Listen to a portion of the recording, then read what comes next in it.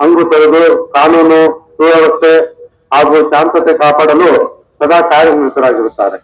ಅವರಿಗೆ ಉತ್ತೇಜನ ನೀಡಲು ಹಾಗೂ ಪೊಲೀಸ್ ಇಲಾಖೆಯಲ್ಲಿ ಸೇವೆ ಸಲ್ಲಿಸಿ ನಿವೃತ್ತರಾದ ಸಿಬ್ಬಂದಿಯವರನ್ನು ಈ ಸಮಯದಲ್ಲಿ ಸ್ಮರಿಸಿಕೊಳ್ಳಲು ಈ ಕಾರ್ಯಕ್ರಮವನ್ನು ಹಮ್ಮಿಕೊಳ್ಳಲಾಗುತ್ತದೆ.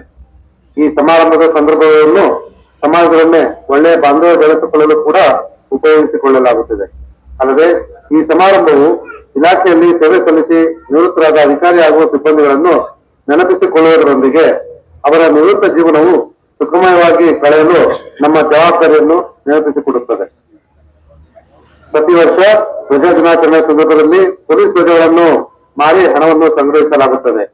ಈ ಸಂಗ್ರಹಿಸಲಾದ ನಿಧಿಯನ್ನು ಸೇವೆಯಲ್ಲಿರುವ ಹಾಗೂ ನಿವೃತ್ತ ಅಧಿಕಾರಿಗಳ ಹಾಗೂ ಸಿಬ್ಬಂದಿಗಳ ಆರೋಗ್ಯ ಮತ್ತು ಇತರೆ ಚಟುವಟಿಕೆ ಹಾಗೂ ಅವರ ಕಲ್ಯಾಣ ಕಾರ್ಯಕ್ರಮಗಳ ಸಲುವಾಗಿ ಉಪಯೋಗಿಸಲಾಗುತ್ತದೆ. ಈ ಸಮಾರಂಭಕ್ಕೆ ನಿವೃತ್ತ ಪೊಲೀಸ್ ಅಧಿಕಾರಿ ಮತ್ತು ಸಿಬ್ಬಂದಿಗಳನ್ನು ಆಹ್ವಾನಿಸಲಾಗುತ್ತದೆ.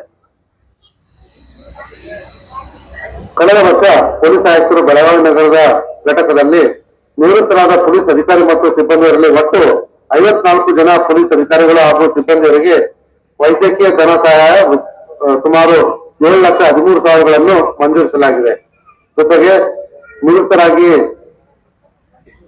ಮರಣ ಹೊಂದಿರತಕ್ಕಂತ 21 ಜನರ ಕುಟುಂಬದವರಿಗೆ